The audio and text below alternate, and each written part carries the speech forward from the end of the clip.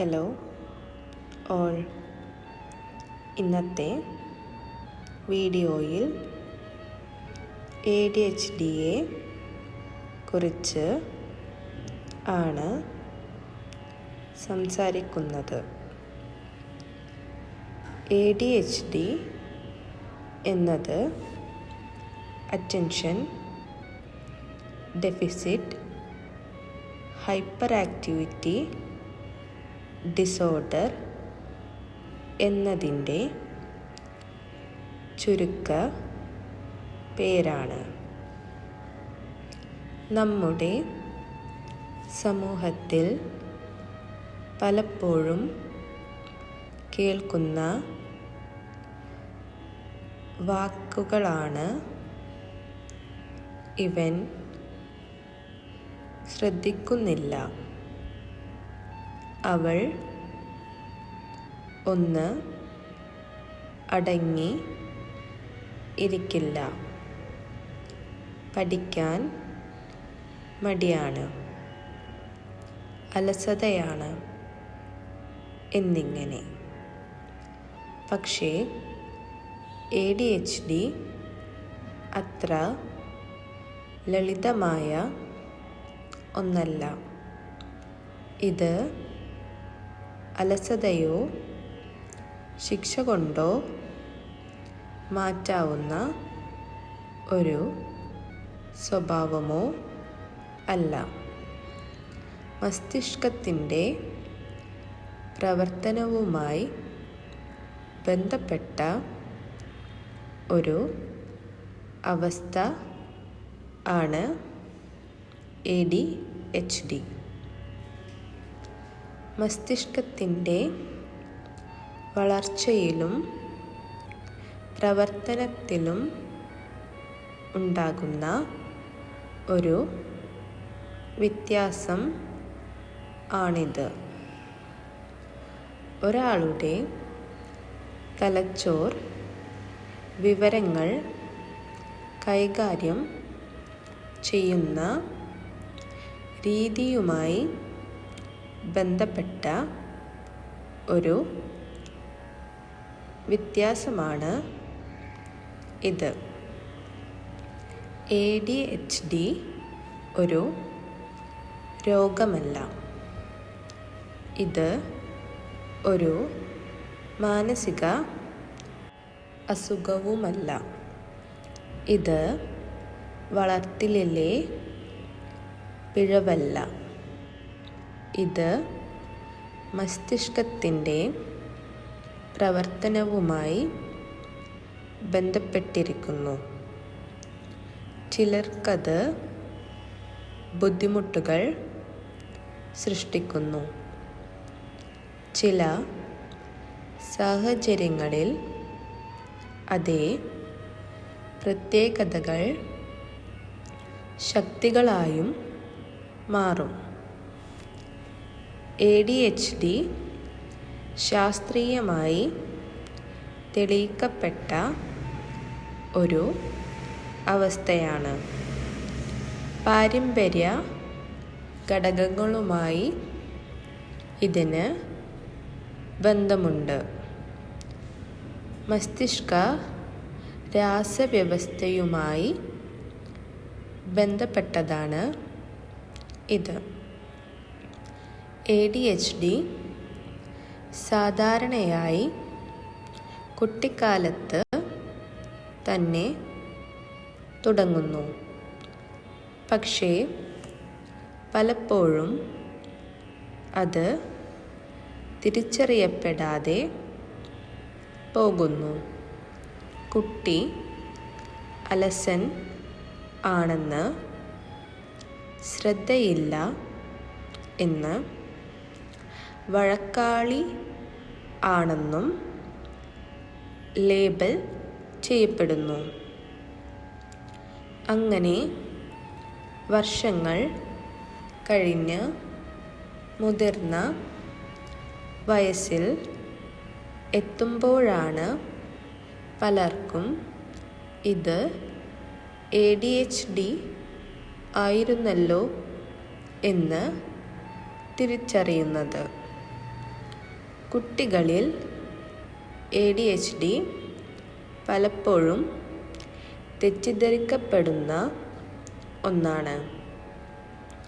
കുട്ടികളിൽ സാധാരണയായി കാണുന്ന ചില ലക്ഷണങ്ങൾ: ക്ലാസ്സിൽ ശ്രദ്ധ ചിതറുക, അധ്യാപകൻ പറയുന്നത് പൂർണ്ണമായി കേൾക്കാതിരിക്കുക, ഹോംവർക്ക് മറക്കുക, പുസ്തകങ്ങൾ, പെൻസിൽ, ബാഗ് എന്നിവ നഷ്ടപ്പെടുത്തുക, ഇടയ്ക്കിടെ എഴുന്നേറ്റ് നടക്കുക, സംസാരത്തിനിടയിൽ ഇടപെടുക.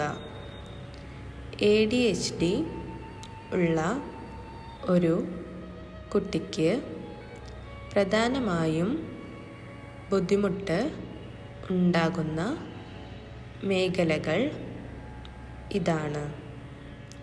ഒന്നാമത്, ശ്രദ്ധ നിലനിർത്തൽ.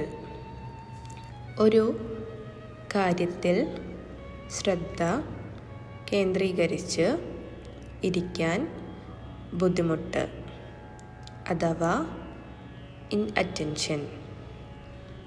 ഇത് അലസതയല്ല, ഇത് ശ്രമക്കുറവുമല്ല.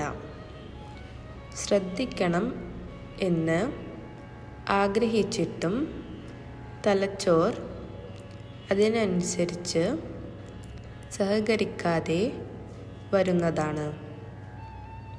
ഇത്തരത്തിലുള്ള കുട്ടികളോ മുതിർന്നവരോ കാര്യങ്ങൾ മറക്കാം, നിർദ്ദേശങ്ങൾ പൂർണ്ണമായി പിന്തുടരാൻ ബുദ്ധിമുട്ടാം, പുസ്തകം തുറന്ന് ഇരുന്നാലും മനസ്സ് മറ്റൊരിടത്ത് ആയിരിക്കും.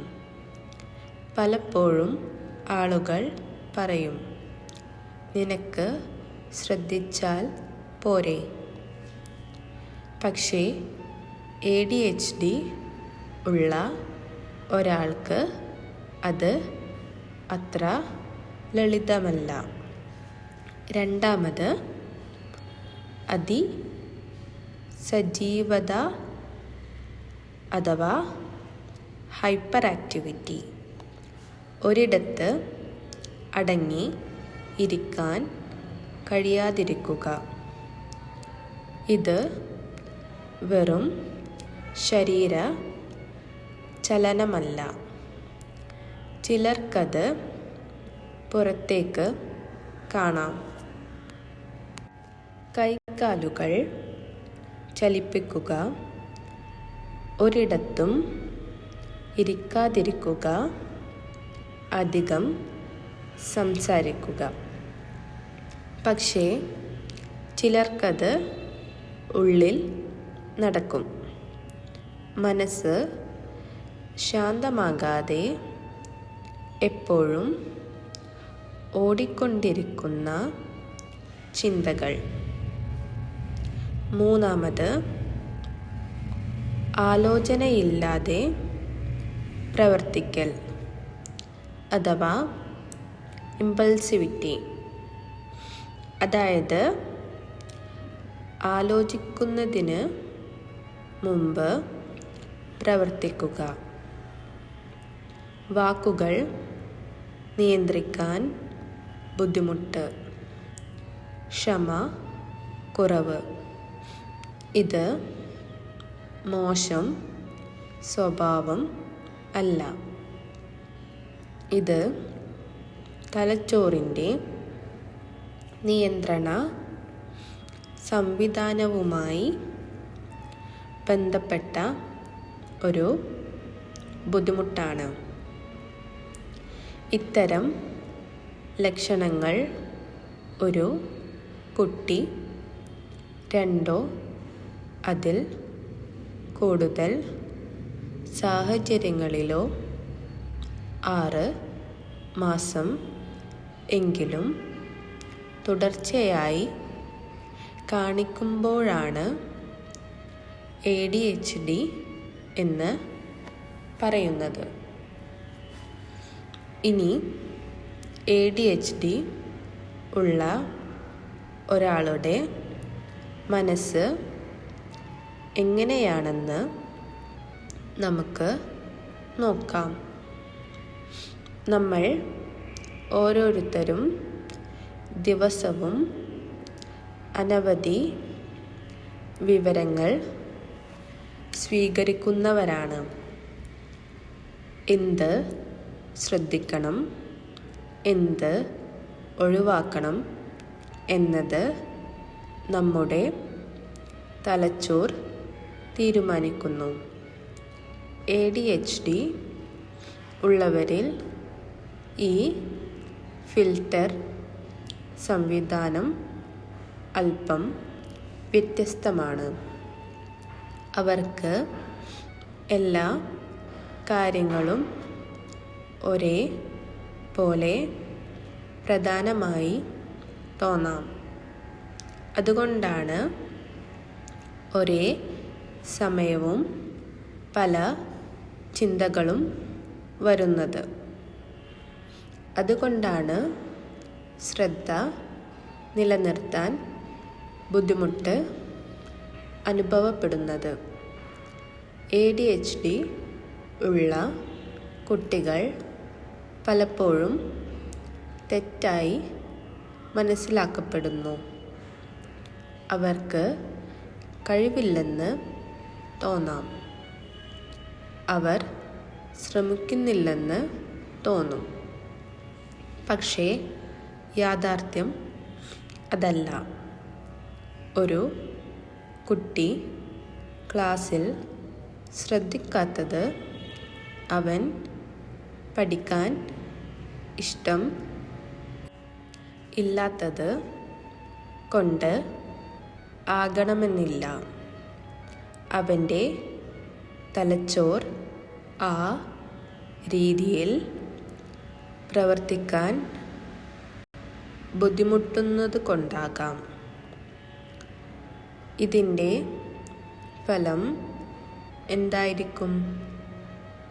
ആത്മവിശ്വാസ കുറവ്. എനിക്ക് ഒന്നും കഴിയില്ല എന്ന ചിന്ത. തുടർച്ചയായി വിമർശനം കേൾക്കുന്നത് കൊണ്ട് സ്വയം വില കുറഞ്ഞതായി തോന്നും. ഇത് കുട്ടികളിൽ മാത്രം അല്ല, മുതിർന്നവരിലും ADHD വലിയ സ്വാധീനം ചെലുത്തും. ADHD ഉള്ള മുതിർന്നവർക്ക് സമയം ക്രമീകരിക്കാൻ ബുദ്ധിമുട്ട് ഉണ്ടാകും. ജോലികൾ പൂർത്തിയാക്കാൻ വൈകാം. ബന്ധങ്ങളിൽ തെറ്റിദ്ധാരണകൾ വരാം. പലപ്പോഴും അവർ സ്വയം ചോദിക്കും, എനിക്ക് എന്താണ് ഇങ്ങനെ? പക്ഷേ ഇത് ഒരാളുടെ കഴിവില്ലായ്മ അല്ല. ഇത് അവൻ്റെ ബ്രെയിൻ പ്രവർത്തിക്കുന്ന രീതിയാണ്. ഒരു സൈക്കോളജിസ്റ്റിൻ്റെ നിലപാടിൽ നിന്ന് പറയുമ്പോൾ ADHDയെ ശരിയാക്കേണ്ട ഒരു തെറ്റ് ആയി കാണരുത്, മറിച്ച് മനസ്സിലാക്കേണ്ട ഒരു വ്യത്യാസം ആയി കാണണം. ADHD ഉള്ളവർക്കും ശക്തികളുണ്ട്. അവർ പലപ്പോഴും സൃഷ്ടിപരമായിരിക്കും. പുതിയ ആശയങ്ങൾ വേഗത്തിൽ കണ്ടെത്തും. ഉത്സാഹം കൂടുതൽ ആയിരിക്കും.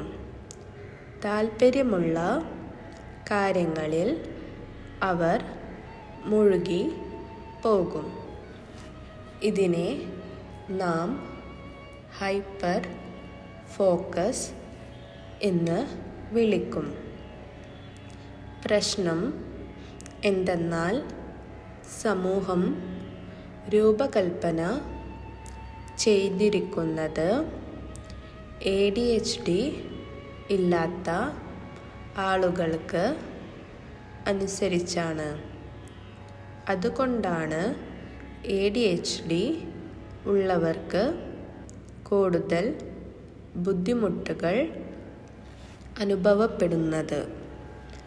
ഇനി ചികിത്സയെ കുറിച്ച് സംസാരിക്കാം. ADHDക്ക് ഒരേയൊരു പരിഹാരം എന്നൊന്നില്ല.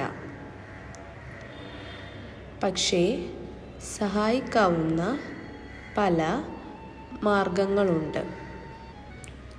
സൈക്കോളജിക്കൽ തെറാപ്പി, ബിഹേവിയർ സ്ട്രാറ്റജികൾ, പാരൻറ്റ്സ് ട്രെയിനിങ്, സ്കൂൾ സപ്പോർട്ട്. ചില സാഹചര്യങ്ങളിൽ മരുന്നുകൾ. എല്ലാവർക്കും മരുന്ന് വേണ്ടി വരുമെന്ന് ഇല്ല. എല്ലാവർക്കും ഒരേ രീതിയിലുള്ള സഹായവും വേണ്ടി വരില്ല. ഓരോ വ്യക്തിക്കും അനുയോജ്യമായ ഒരു പ്ലാൻ ആണ് ഏറ്റവും പ്രധാനപ്പെട്ടത്. മാതാപിതാക്കൾ ഓർക്കേണ്ട ഒരു കാര്യം, ADHD നിങ്ങളുടെ വളർത്തലിൻ്റെ പരാജയം അല്ല. കുട്ടി നിങ്ങളെ വെല്ലുവിളിക്കുന്നില്ല. അവൻ തൻ്റെ ബുദ്ധിമുട്ടുകൾ അറിയിക്കാൻ ശ്രമിക്കുകയാണ്.